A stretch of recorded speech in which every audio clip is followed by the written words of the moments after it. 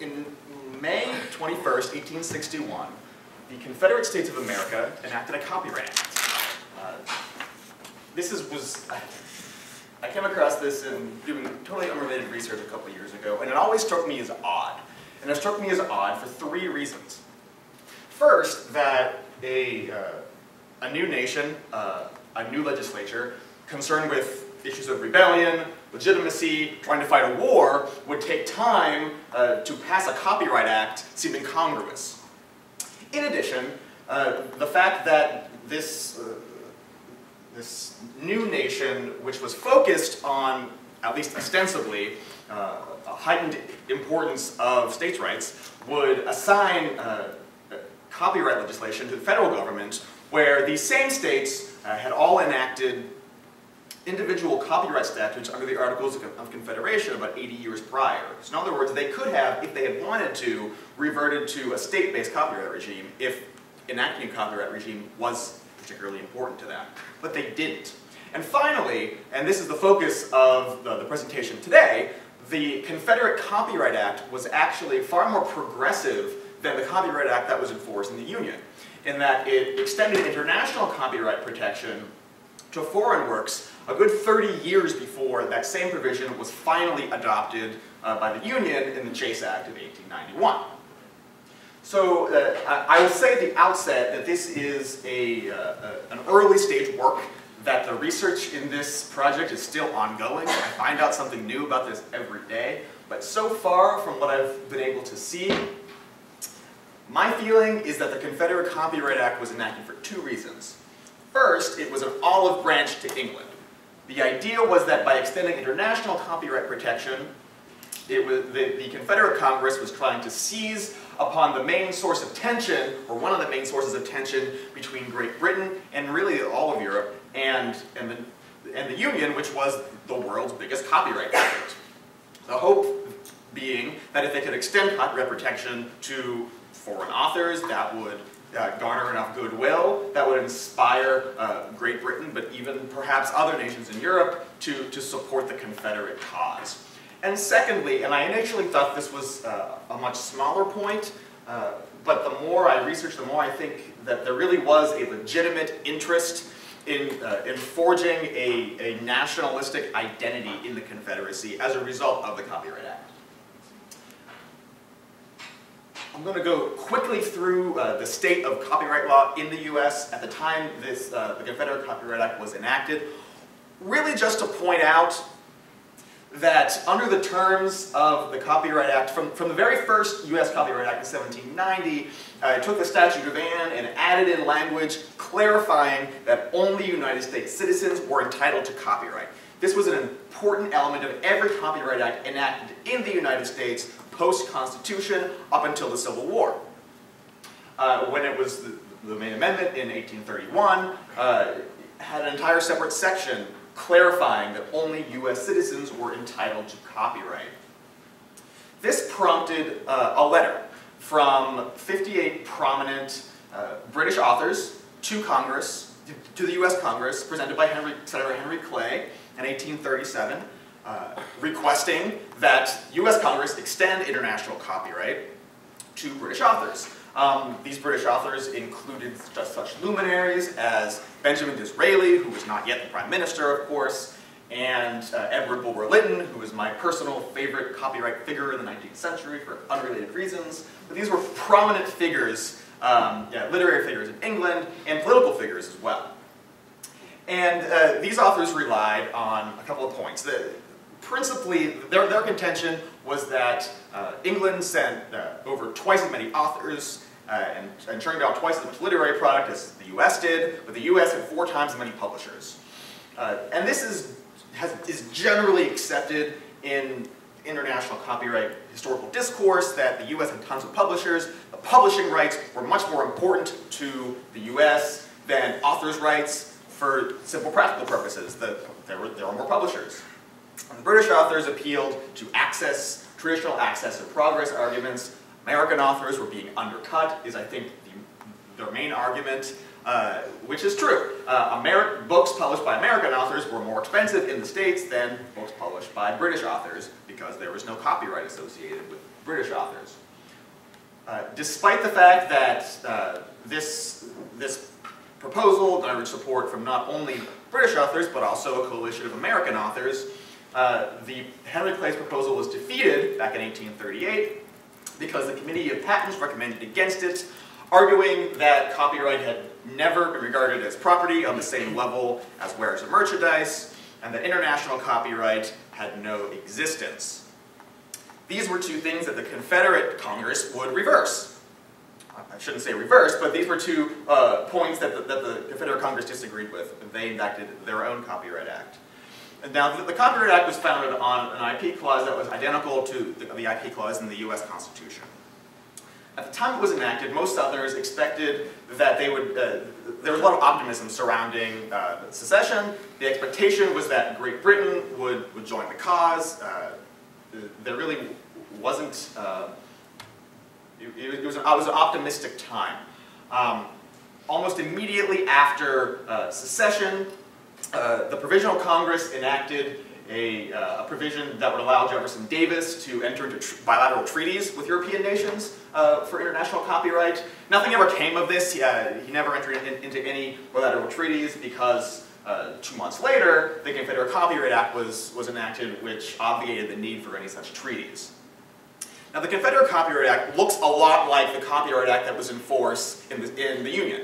It's substantially similar in form and substance to the Copyright Act of 1831, with the additions of the public performance right that was extended in 1856.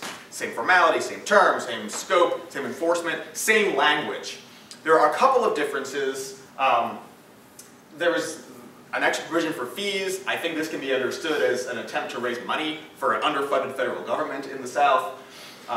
There was, what I think is interesting, I haven't written about this much, I think it might be fruitful for future study. There was a requirement that any copyright transfer be recorded with, as if it were a transfer of land. And this suggests to me that the Confederate Congress viewed copyright as much more akin to real property than the Union Congress did. There are some other technical formalities that aren't necessarily relevant to what we're talking about. I'm happy to go into detail if you're interested. But what's important, the main change were sections 18 and 19, which extended international copyright protection to non-US citizens, provided they complied with certain formalities, such as publishing the work in the Confederacy and registering the work within the Confederacy within a certain period of time after foreign publication. One issue that I have not been able to resolve yet, but is an area that I'm working on, is figuring out why these formalities were in place if the sole goal of this provision was an olive branch to England. If it was just an olive branch to England, then one would think that it would be as generous as possible. But in fact, even though the idea was to garner international sympathy, the Confederate Congress was still preserving this sort of romantic notion of access and this increase in the, I guess I would call the cultural stores of the Confederacy itself, as well as Confederate publishers. There's a clear incentive here for Confederate publishers because they were going to get the rights to publish the foreign works.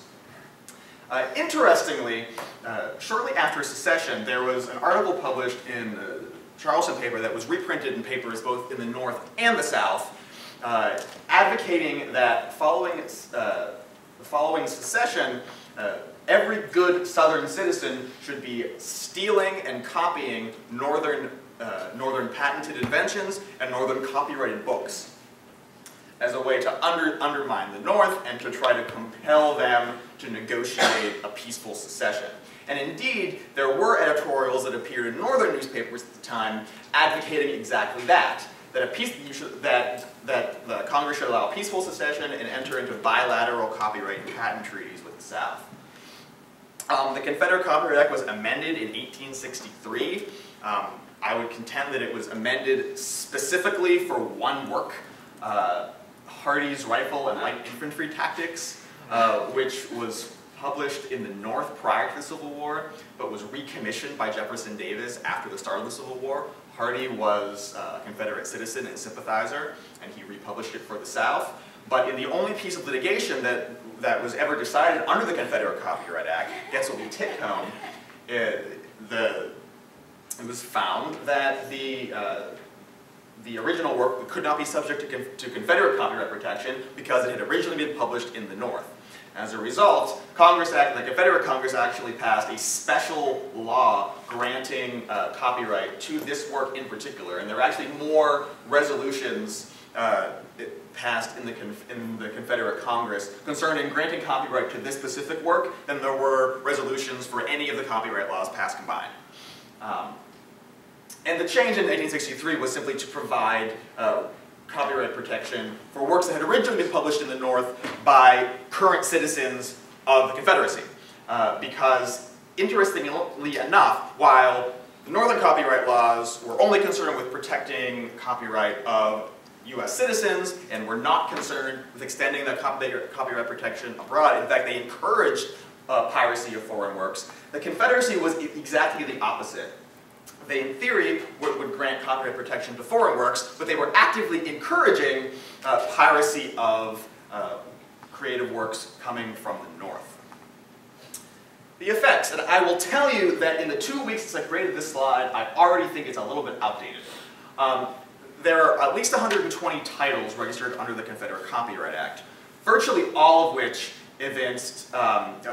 were works reflecting Southern pride. So these were songs about Dixie, songs about the Civil War, fiction and nonfiction works about military strategy, biographies of Stonewall Jackson, accounts of battles, poems about the men in the trenches, songs, plays, and there was a surprising number of Confederate school books. The state of Georgia, prior to the passage of the Confederate Copyright Act, actually published a newspaper contest that the best author of a Confederate geography book would be given a $500 prize and be guaranteed the copyright in the work. It's unclear to me under what statute or law Georgia was proposing to grant that copyright, because the Confederate Copyright hadn't gone into effect yet, but there was clearly a push by the states to create a cultural product and an educational product. There were, my personal favorite title that I found in the registry was the Elementary Spelling Book Revised and Adapted for the Youth of the Southern Confederacy, interspersed with Bible readings on domestic slavery. The effects of the Act, while there were a fair number of works registered, about 120, it's not a ton over 4 years, but I found some secondary sources that I haven't been able to verify, suggesting there were actually a lot of works registered under the Confederate Copyright Act by the Confederate government itself, war strategies and things like that, that would be ostensibly published after the war was over.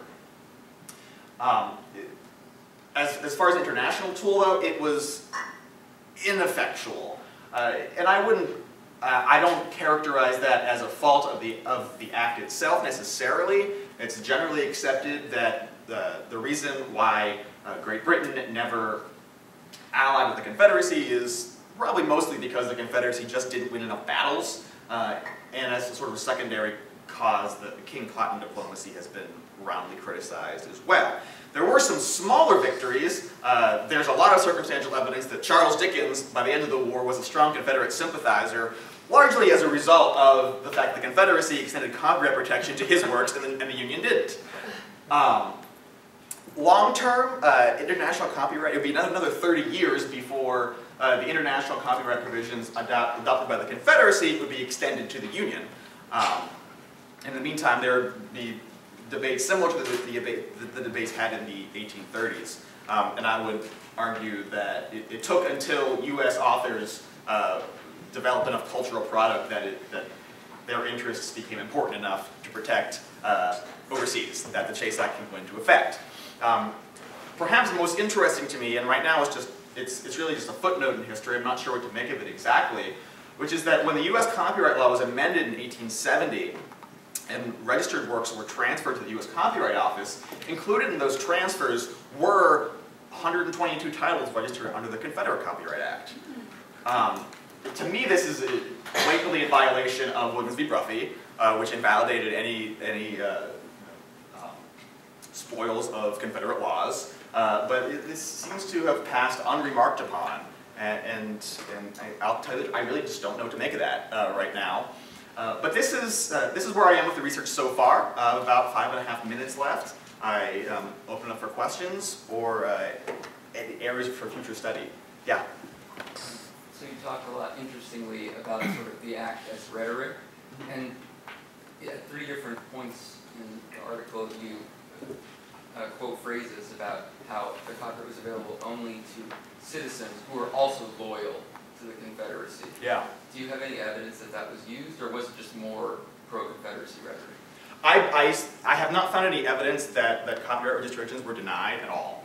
I don't mean that to say that they weren't. I mean, it just means that so far I haven't found any evidence that that was the case. I do know that there was concern, evidence in newspaper articles that were published around this time, that the Confederacy was concerned they did not want to grant any protection to any authors who were sympathetic with the Union. Anything they wanted to steal those works and to cut out a source of income for the Union. Interestingly, the song Dixieland, which became a theme of the South, was written and published by a Northerner, a Union sympathizer. And so there was long editorials about how the South needed to not worry about it, because one of the pieces of Union rhetoric was that Dixieland is earning $4,000 in commissions for its Union author during the Civil War, and so the South response to that is, well, we need to reappropriate this the same way the U.S. reappropriated Yankee Doodle Dandy during the Revolutionary War, the same way England appropriated God Save the Queen from the French. Yeah. This is really wonderful work. I really love it. So thank you for it. Just two quick points. I think you mentioned in passing that maybe the Confederate Copyright Act had a recording provision, whereas the Union Act didn't. Yes. It's true that the 1831 Act didn't, but in 1834, Congress did pass a recording act for Union or United States, and assignments were recorded in district courts from 1834 onwards. So I think it's probably not, it's not a distinguishing feature between the two. I think that the Confederate States were just picking up on everything that had been enacted in the Union Act at that point. Thank you for that. I appreciate that. It's clearly a hole that I missed it. So yeah, because it's not in the 1831 Act. It's a separate. And you don't see it in 1856 the way it's set up. So. And then I love the elementary spelling book. Of course, one of the most successful books in the first half of the 19th century is Noah Webster's elementary spelling book, and so you can see that as sort of part of an attempt to develop sort of Southern culture that displaces Northern culture, right? To have Noah Webster, brother of Daniel Webster and everything, invading the South with the spelling book might be just too much. So I think it's true. You see the spelling book is interesting to me. Geography, there's a Southern geography book, which makes more sense. You can understand why Confederate views of geography would be different than Northern views of geography. But what I haven't been able to figure out is exactly what was inside the Confederate arithmetic spelling book, and how exactly Confederate arithmetic differs from arithmetic elsewhere in the States. Yeah. Great project, I agree. Just one quick comment, Shane. You started by saying that the Confederate Act was much more progressive because of extending international copyright. Well, as you probably know, at the time that was a contested question, right? So the big success of the international copyright movement at the end of the 19th century was portraying the other side as regressive protectionist.